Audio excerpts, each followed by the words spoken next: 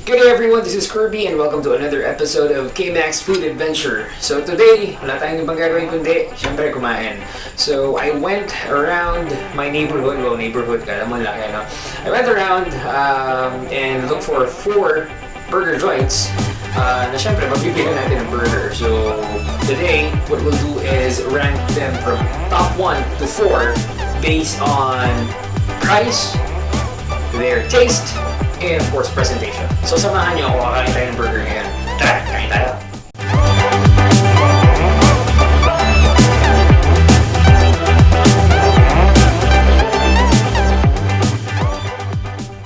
First up, Burger Machine. Burger Machine started in 1981 by Fe Esperanza Rodriguez and her sister. Gumamit sila ng dalawang lumang bus which they turned into a mobile store. Isang burger machine sa mga naunang burger mobile store dito sa Pilipinas. They operate 24/7 kaya naman nakuha nila ang nickname na The Burger That Never Sleeps. Alam nyo ba na ang pangalan ng dwende sa logo nila ay Burger Bart? Kaya naman isa sa mga sikat na burgers nila ay ang Bart Burger. Ang galing, di ba? Angel's Burger started in 1997 by husband and wife Joseph and Vicky Mojica. It was named after their youngest daughter, Angel. Filipinos were easily hooked dahil Buy-1 Take-1 sila. Kaya naman nag-hit ang kanilang strategy at hanggang ngayon ay tinatangkilik pa rin ng Angel's Burger. They have more than 1,000 outlets around the Philippines kaya hindi mo maikakailang, ito ang burger ng bayan. Dada's Eats also owns Dada's Lechon. They've been in the market for quite a while. They started with lechon manok and liempo and ventured out to serving other products. Meron silang chicken wings, shawarma, milk tea, and burgers. They also have produce, poultry products, and frozen food. Parang lahat na nga ng kailangan mo nandito na. Minute Burger started in 1982 and is owned by Leslie Corporation. They were able to maintain their name in the past 30 years and offer high-quality products. They have over 600 stores nationwide. And this is another burger chain which operates 24/7, kaya naman pwede kang mag-Minute Burger any time of the day. Alright guys, so yun na nga. I went around to check on 4 burger joints. So meron tayong nakitang 4 na burger joints na titikman natin ngayon. Again, we'll rank them from top 1 to 4 based on price, based on their taste, and based on their presentation. Alright, so those 4 burger joints are, first is yung Burger Machine. Nostalgic, no? Burger Machine. Batang 90s. Alright, we also have kalaban ng Burger Machine. Since nag-start sila, Minute Burger. Tapos, ang hindi magpapahuling Angel's Burger. And, ito bago, Dada's Eats Beef Burger. Dada's if you're familiar with Dada's Lechon, sister company ng Dada's Lechon. So, yun. Titikman natin sila isa-isa and then we'll rank them. Alright, ready na kayo? Tara, kain tayo!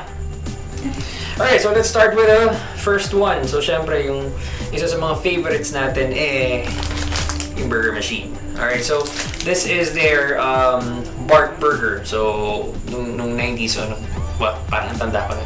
Noon, ang uso is yung Bart Burger.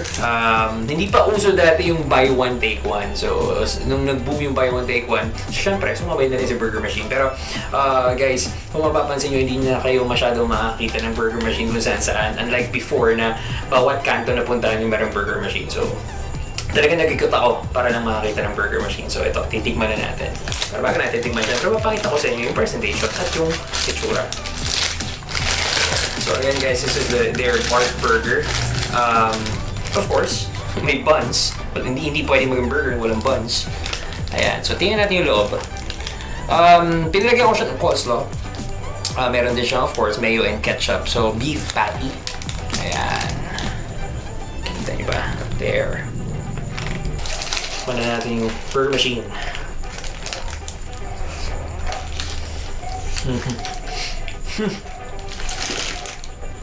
Brings back memories. Tatandaan ko ng bata ako. Grade school actually.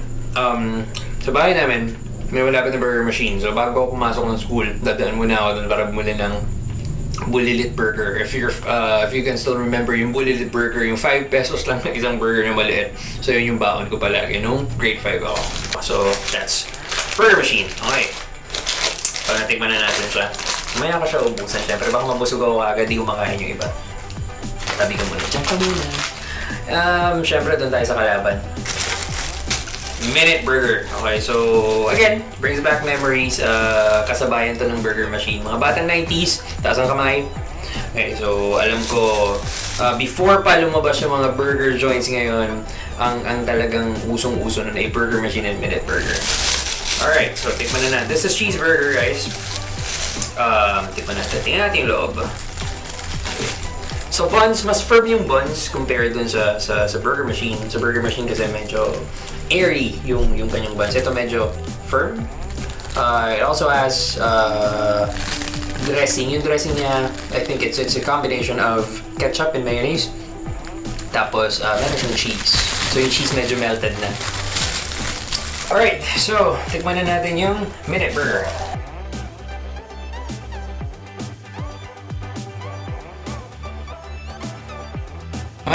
Mas malalasahan mo yung patty ng minute burger compared sa burger machine. Siguro dahil yung burger machine medyo mas malaki yung buns compared dun sa patty. Ito kasi okay yung proportion ng patty sa buns. And masarap yung cheese. Masarap din yung dressing. Ayan. If i-rarang ko sa ng dalawa, I would go with minute burger. Oh. Okay. Alright, so next burger na titikman natin is yung pinakabago, Dada's Eats. So nakita ko lang to kanina habang bumibili ako ng Angel's Burger, magkatabi sila. So again, Dada's Eats is a sister company of Dada's Lechon. Yung lechon nila masarap. Ngayon malalaman natin kung masarap din yung burger nila. Alright, so kung mapapansin nyo, iba yung tinapay na gamit nila. So para siyang pandesal, yung texture niya parang pandesal. Let's look inside. Check natin yung patty. Patty is a bit small. Yung proportion niya sa buns, medyo maliit siya. Pero may cheese siya. And then, of course, meron siyang dressing ng mayo and ketchup. So, tikman na natin.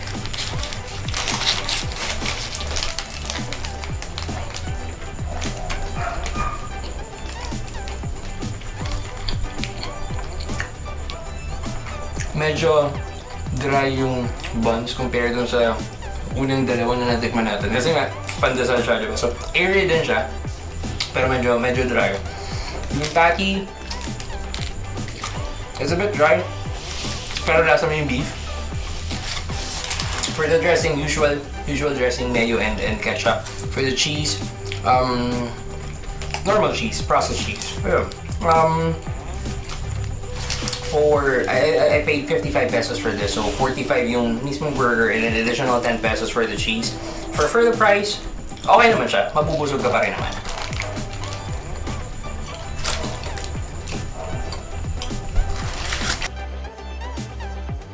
Yes, and last but not the least, of course, yung paborito ng bayan, Angel's Burger. Okay, so check na natin yung Angel's Burger.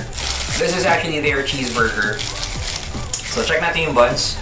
The usual Angel's Burger buns, kulubot. Okay, so, ayan, buksan na natin. Of course, nakikita nyo naman yung patty. Yung proportion naman is okay. Halos kasi laki ng buns yung patty. It also has, of course, cheese and then ketchup and mayo. Okay, so alam ko familiar na kayo sa lasa ng cheeseburger or Angel's Burger. Pero syempre kasama yun sa titikman natin. Kaya natin. Angel's Burger.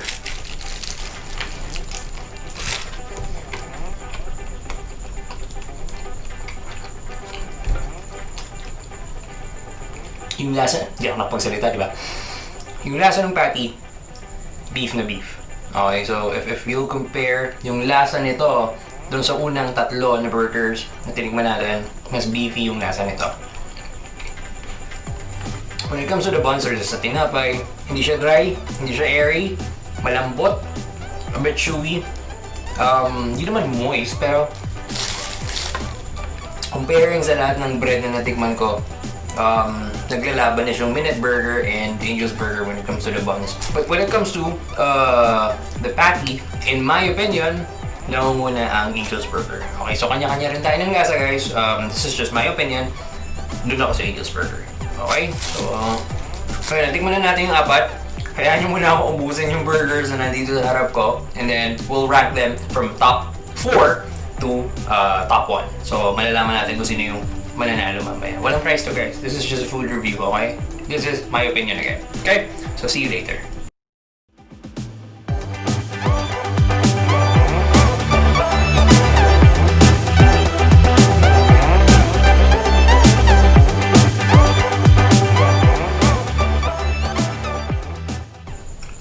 Ang dami ko napapanood na nagmumukbang challenge guys. Ang hirap pala. Sana ako puro burger yung makainin mo, puro tinapay. Ang fairness yung sinasabi nila na sa Angel's Burger, unang kagat tinapay lahat. Hindi naman. Lahat naman ng kagat kami kasama patty. Fairness sa Angel's Good job.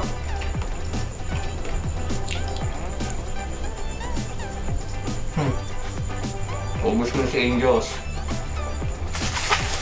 Nasa akin si Minute Burger. And guys, while I'm eating, sorry, if you haven't subscribed yet, please do hit that subscribe button. Subscribe ka na sa KMACS Food and Travel. And also hit the notification bell para updated ka sa mga future videos na i-share ko. Okay? And also, leave a comment down below and tell me what you think about this video. Gusto nyo pa ba ng ganitong video? O ayaw nyo na? Diba? Also, don't forget to give it a thumbs up.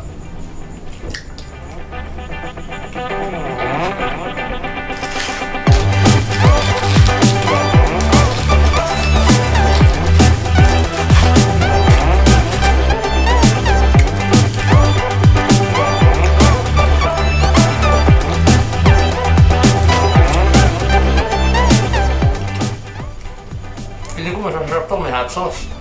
Masasarap. Medyo dry.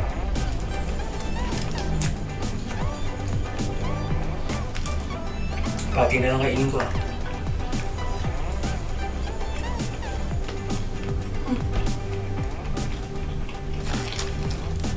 Wala na.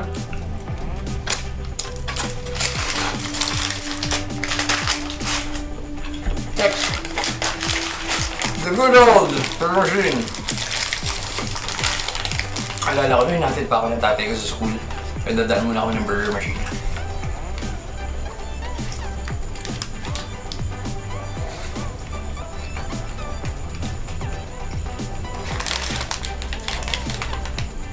Actually, favorite ko dito yung kosto eh.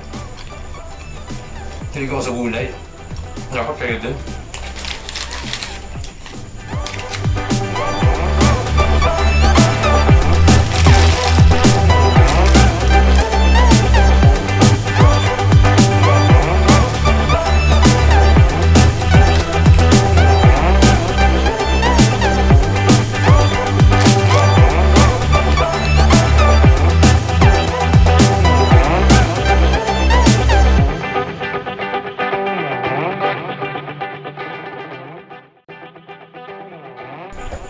Last bite guys, ng burger machine. Sorry, hindi ko maubos ang lahat ng burger na to. Inubos ko lang yung 4. Nakinain ko niya. Siyempre, share ko ito sa family ko. Medyo marami siya.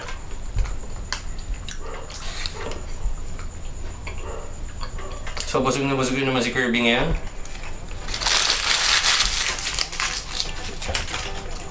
Alright! We're done eating those burgers. So, itatali natin yung scores. And we'll rank them from top 4 to top 1. See you in a bit. And there you have it everyone. Tapos na akong kumain ng burgers. So, 4 na burgers yung kinain ko ngayon. Medyo busog ako. Pero nag-enjoy ako, of course, pagkain.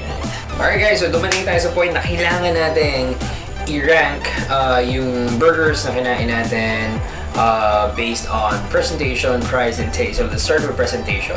In my list, least is Angel's Burger, mainly because syempre plastic pa rin kasi yung kanilang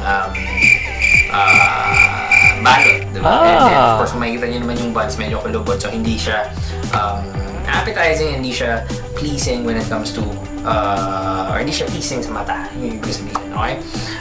Third is Minute Burger. Same lang kasi plastic pa rin yung kanilang balot. Yung buns, okay naman siya sa paningin, pero syempre mas maganda sana kung yung kanilang wrapper mas maganda and mas makulay, diba? Mas appetizing kasi kung medyo, alam mo yun, makulay yung wrapper. And guys, second dun sa list ko is Dada's Eats. Okay yung wrapper, okay yung buns. So pag tinignan mo yung buns, magandang tingnan sa mata. So syempre, hindi lang naman yung bibig natin yung kumakain, yung mata. Kung maganda siya sa paningin, syempre, mas maraming bibili, di ba? So ayun. Also the wrapper, medyo sorry, nag-burp ako. Yung wrapper niya maganda na papel. Okay, so para siyang wax paper, para siyang parchment paper. So maganda siya, medyo high-end. Lumilevel siya doon sa mga fast food. So okay ako sa presentation ng Dada's Eats.